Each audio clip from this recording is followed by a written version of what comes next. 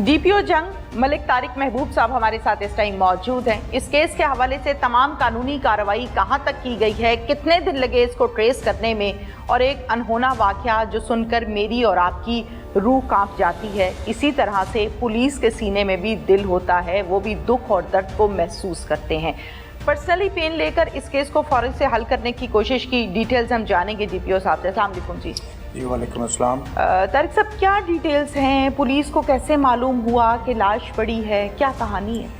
सबसे पहले तो ये दिसंबर 2022 का केस है और उसमें 15 की कंप्लेंट लॉन्च की बंदे ने कि जी एक दरिया के बिल्कुल पास कमाद की जो फसल है जी, उसके अंदर इस बच्चे की, जिसका नाम हसीब अब पता चला है, उस वक्त तक तो ये अननोन था। ठीक है। 5-6 साल इसकी एज थी और ये इसकी डेड बॉडी कहीं मिलने की इतला थी। ठीक है। तो इमीडिएटली पुलिस ने रिस्पॉन्ड किया। अब एक तो सर्दियां भी थी और धुंध भी थी, लेकिन उस वक्त तक कोई ट्रेस ना हुआ। जो हमारे रास्ते हैं जो किसी भी ब्लाइंड मर्डर को, उसमें सबसे पहला ये था कि ये बच्चा है कौन। ठीक है, आइडेंटिफिकेशन। इसकी आइडेंटिफिकेशन ही नहीं थी। ठीक है। उसके ऊपर जो हमारे प्रोसीजर्स हैं, हमने जो इश्तिहार एक होता है शोर होगा, एक हम सोशल मीडिया पे, प्रिंट मीडिया पे, एक हमारा अपना ऐप है हमारी जिसके ऊपर लॉस्ट एंड फाउंड बच्चों की इतला होती है, उसके ऊपर भी, और तमाम पाकिस्तान के तमाम जो हमें मिल सकते थे मीन्स, उसके ऊपर हमने इसकी तस्वीरें देना और इसकी जो डिटेल्स हैं कि और जो डेट्स के साथ हमने इनको बाकायदा तौर पे सर्कुलेट की। फिर ट्वाइस थ्राइस की, चूँकि कहीं से कोई रिस्पांस नहीं आया। ठीक है। फिर उस जगह पे इसका जो मेडिकल सर्टिफिकेट, जो उसका पोस्टमार्टम था, उसमें इसकी डेथ का जो टाइम था वो हमें अंदाज़ा हुआ कि ये बिटवीन पोस्टमार्टम और डेथ के दरमियान एक डॉक्टर स्पेसिफाई करता है कि इतना वक्त जो है इसके दरमियान है। जी बिल्कुल। हम फिर उसके पीछे उस टाइम के मुताबिक गए, तो हमने फिर जो हमारी जो टेक्नोलॉजी है जिसको हम जियो फेंसिंग कहते हैं, वहाँ से कोऑर्डिनेट्स उठाए गए, उसके गिरदनवा से उठाए गए, जो दरिया का रास्ता जा रहा है उधर से, तो 2-3 जगहों से कोऑर्डिनेट्स उठा के उसके टाइम के मुताबिक हमने BTS लिया, उसका डाटा लिया, पूरी कोशिश की कि किसी तरह उसके अंदर से कोई ऐसा नंबर मिल जाए जो यहाँ का इंट्रूडर हो। ठीक है। या इधर से बाहर जा रहा हो, या कोई ऐसा उस वक्त के मुताबिक एक्टिव नंबर हमें मिल जाए। ठीक है। उसकी A और B पार्टीज़ कुछ नंबर निकले। ठीक हमने है। A और B पार्टीज़ दोनों को वेरीफाई किया, लेकिन कोई ऐसी चीज़ नहीं मिली। ठीक। फिर रिपीट दोबारा इसको हमने, चूँकि ये सेंसेशनल केस था, 5-6 साल का एक बच्चा है, उसके साथ एक फीडर पड़ा हुआ था, छोटी सी दवाइयाँ पड़ी हुई थी। क्राइम सीन विजिट पे दोबारा मैं गया, पूरी टीम के साथ गया, SP इन्वेस्टिगेशन, हमारे जो IO हैं, SHO हैं, SDPO हैं, हमने इसका दायरा वसी किया। ठीक है। कि हमें टेक्नोलॉजी से कोई हेल्प आउट नहीं हुआ, और ये कोई 3 माह गुजर चुके थे जब हम दोबारा इस पर मैं गया। इसी तरह कोई जो हमने ह्यू एंड क्राई मैसेजेस किए हुए थे, सोशल मीडिया से हमने जो किया हुआ था, हमें कहीं से भी कोई ऐसी इंफॉर्मेशन नहीं इस बच्चे की आइडेंटिफिकेशन, ठीक है, और इसको कैसे क्यों मारा गया। शुरू में हमारे कुछ और ख्याल थे कि शायद किसी ने सोडोमी के साथ मारा है, या किसी ने कोई अगवा किया है तो यहाँ के ला के मारी। कुछ जगह ऐसी है जो उसके इर्द गिर्द आबादी नहीं है। ठीक है। एक कच्चा रास्ता जा रहा है टुवर्ड्स रिवर बैंक, और उसके ऊपर उस वक्त चूँकि दिसंबर में कमाद की फसल थी, और वो जगह ऐसी थी जो वैसे भी रूटीन में भी उस तरफ लोगों का जाना फोक भी होती है। ठीक है। सर दोबारा सारी अटैम्प्ट की, दोबारा जियो फेंसिंग के डाटा को और माइन्यूट उसको हमने देखा, लेकिन कोई ऐसा क्लू हमें नहीं मिला। ठीक।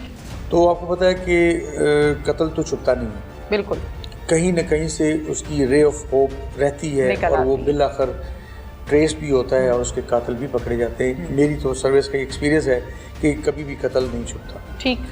हमने अपना जो ह्यूमन इंटेलिजेंस था ना, उसको इन्वॉल्व किया। ठीक है। चूँकि टेक्नोलॉजी में हम फेल हो गए। Okay. Social media, print media, electronic media, wherever हमने जो उसकी हमें कोई इसकी इंफॉर्मेशन, कोई क्लू हमें कलेक्ट नहीं मिला। हमने जो अपना ह्यूमन इंटेलिजेंस सिस्टम है उसको ग्रो किया। वहाँ पे हमारे जो सिक्योरिटी ब्रांच के लड़के हैं, हमारे जो स्पेशल ब्रांच के दोस्त हैं, हमने उन सारों को ये इंफॉर्मेशन शेयर की। ठीक है। बाकी एजेंसीज के तो ऑलरेडी हमने की हुई। तो अब ये कैसे, उसका स्टाइल ये था कि जी कोई इसको क्राइम सीन से घुमा के एक्सपेंड करते जाए। ठीक है। कोई बच्चा किसी का मिस हुआ हुआ तो सर्कल में देखते जाए। फाइनली कोई 2.5 महीने की 2 महीने की एक्सरसाइज 2.5 महीने के बाद एक रे ऑफ होप आई और एक इन्फॉर्मेशन आई जी कि एक बंदा है इमरान, उसने अपना एक बच्चा जो है ना, जो कि मेंटली चैलेंज्ड बच्चा था, उसको दारुल अमान में या कहीं पे बंद किया हुआ है, कहीं पे भिजवाया हुआ है, जमा कराया हुआ है। अब ये इन्फॉर्मेशन पे तो हमें एक चीज़ सामने आ गई कि इस एज ग्रुप का एक बच्चा घर में नहीं है, घर से किसी और जगह पे। ठीक। उसकी वेरिफिकेशन की गई, किसी भी दारुल अमान में किसी भी ऐसी जगह पे वो बच्चे का हमें नहीं, कोई डाटा नहीं मिला। फिर हमने उस एक जो एक्यूज़ हमारा जो लड़का है हसनैन है, जिसने ये मेजर काम किया है, बल्कि सारा काम ही उसका है, वो उसके पीछे लगा रहा। उसने उस बच्चे के, लगी बात है, उस बच्चे का हमें नाम पता चला गया कि ये हसीब नाम का बच्चा मिसिंग है। ठीक है। अब उसका वालिद इमरान है, उसके जो इन लॉज थे, उसके वालिद के इन लॉज उसके ननियाल, और उसने अपने तौर पे गांव में पूछा कि ये बच्चा किधर है। वालिद ने भी जो उसका सोर्स था उसको यही बताया कि जी मैंने उसको दारुल अमान फैसलाबाद में या कहीं बताया उधर भेजा हुआ है। ये सगा वालिद है? ठीक। फिर पता चला जी कि वालिद ने एक दूसरी शादी की हुई है पिछले 2-3 महीने से पहले से। उस हसनैन ने एक्स्ट्रॉर्डिनरी काम किया, उसने उसको इस इंफॉर्मेशन को मैच्योर किया और फिर उस बच्चे के नाना को मिला जाके। ठीक है। कि ये बच्चा कहाँ है। ठीक है। उसने कहा जी ये तो उसने वहाँ दिया हुआ है, चूँकि वो बच्चा मेंटली चैलेंज था, खुद वाशरूम नहीं जा सकता था और खाने पीने में भी उसको दिक्कत थी। गो उसकी उम्र 5-6 साल थी, लेकिन अल्लाह ताला ने उसको। फिर उसने मुझे बताया अपने इंचार्ज के थ्रू कि सर आई एम 80% श्योर कि ये जो बच्चा है ना, ये इसी का बेटा है। ठीक। फिर आपको पता है पेशेंस एक ऐसी चीज़ है जो आपको हमेशा leads towards the victory, to the success. जी। अब एक रास्ता ये था कि फौरी तौर पे उसकी तस्वीर दिखा दी जाए उसके नाना को या दादा को, तो जाहिर बात है फौरन से कर देंगे। उसमें हमें मुल्ज़म के मिस होने का चांस था या उसके भागने का था। बिल्कुल। लेटर ऑन फिर हमने उसको और मैच्योर किया, जब उसने कहा 80% है, देन फिर हमने हमारा SHO है जो कंसर्न, उसको इन्वॉल्व किया उसने, फिर उसने CIA को इन्वॉल्व किया। इन्होंने 1-2 दिन रेकी लगा के उस इमरान को तरीके से शामिल तफ्तीश किया। ठीक है। प्राइमरीली उसने कहा जी वो तो मैंने दारुल अमान में दिया हुआ है, चूँकि वो बीमार था और वो उसका इलाज हो रहा था, ये वगैरह वगैरह। लेकिन लेटर ऑन उसने कहा जी बिल्कुल मैंने मार दिया। रीज़न पूछी क्यों मारा। उसने कहा जी मैंने चूँकि दूसरी शादी करनी थी और जिसके साथ मेरी दूसरी शादी होने वाली थी उसको इस चीज़ का पता था कि ये बच्चा मैं नहीं संभाल सकता, स्पेशल चाइल्ड है, ये नहीं संभाला जाएगा। तो उसकी डिमांड पे या उन दोनों की डिमांड पे उसने उस बेचारे बच्चे को गला दबा के मार के फसलों में फेंक दिया। ठीक। अब उसके बाद फिर हमने वो सारी बातें जब डिस्क्लोजर हुआ, सीनियर लेवल पे वेरीफाई हो गया, बच्चे की तस्वीरें फिर हमने गांव में जो उसके नाना दादा को दिखाई, मान लिया। उस फिर खातून को भी और उस इमरान दोनों को पुलिस ने जो लीगल कार्रवाई में अरेस्ट किया। ठीक। और उसके बाद उसका जो लीगल कोर्स है वो पूरा किया। और यूँ अल्लाह तबारक व तआला ने हमें एक कामयाबी दी।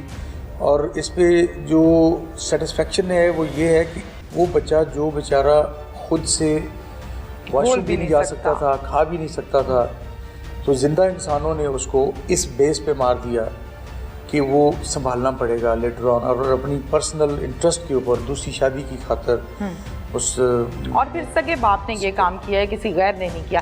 तारिक साहब ये बताइएगा कि इस केस में आप क्या समझते हैं, मरकज़ी मुलजिम क्या सिर्फ इसका बाप है या वो सौतेली माँ भी है? इसमें जहाँ तक डिमांड कह लें या इंस्टिगेशन कह लें या रास्ता बताना कह लें कि इसको रास्ते से, या कंडीशन कह लें जी कि ये कंडीशन है मेरी शादी करने की, अगर ये बच्चा मैं नहीं संभालूंगी। ये बच्चा फिर उसने पहली स्टेज पे एक दफ़ा अपने नाना नानी को दिया, नाने को। ठीक है। लेकिन फिर वो ले लिया क्योंकि बाप बेटा था, इसकी अपनी 2 बेटियां भी हैं जी। तो उससे जब मैनेज नहीं हो रहा था तो उधर से उसकी ये जो लस्ट थी फॉर सेकंड मैरिज, उसने उसकी बात मानते हुए इसको मार दिया। सो इन दोनों के इल्म में था ठीक है कि ये बच्चा, उसने तो फिजिकली मारा हुआ भी था जी। तफ्तीश में आगे चल रही है कि उसका खातून का रोल कितना है। ठीक। डिमांड तो उसकी थी वो मानी भी है और उससे शादी भी बाद में कर ली उसकी, तो ऑब्वियसली फिर सारी इंफॉर्मेशन तो थी, she was in the knowledge, लेकिन कहाँ तक उसका लेवल है ये अभी इन्वेस्टिगेशन इन ड्यू प्रोसेस है। बिल्कुल ठीक है। तारिक साहब ये बताइएगा कि जब आपने मौके को विजिट किया तो जो डेड बॉडी थी बच्चे की वो कितने दिन पुरानी थी? वो जो as per the postmortem report थी वो 2 से ढाई दिन का था, जो कि वेदर उस वक्त कोल्ड था, ठीक है, है, ज़्यादा डिकम्पोज नहीं हुई थी, ठीक है, जिससे हमें अंदाज़ा हुआ। हमने जब टाइम पीछे लेके हमने अपनी सारी जियो फेंसिंग वगैरह की तो वो 2 से 3 दिन का वो उस पर जो टाइम है जो। बिल्कुल ठीक है। तारिक साहब ये भी बताइएगा कि इस केस को ट्रेस करते करते कितना टाइम लगा? टोटल इसको 7 माह लग गए। 7 माह लग गए एग्जैक्टली। ये दिसंबर की 12 या 13 तारीख थी, मुझे एग्जैक्टली डेट, या 12 डेट थी शायद, ठीक है, जिस वक्त ये हमें इतला मिली। सही। और ये ट्रेस हुआ है, आप देख लें कि 1 वीक बिफोर, 1 वीक बिफोर, और उसके बाद फिर अब आप। बिल्कुल ठीक है। तारिक साहब मारने वाला कोई गैर नहीं है, सगा बाप है। ऑब्वियसली माँ का दर्जा, माँ की जो फीलिंग्स होती हैं या एक बाप की जो फीलिंग्स हैं, उसमें कुदरत ने एक चेंज रखा है। हम इंसानों नहीं, अल्लाह ताला की तख्लीक है ये।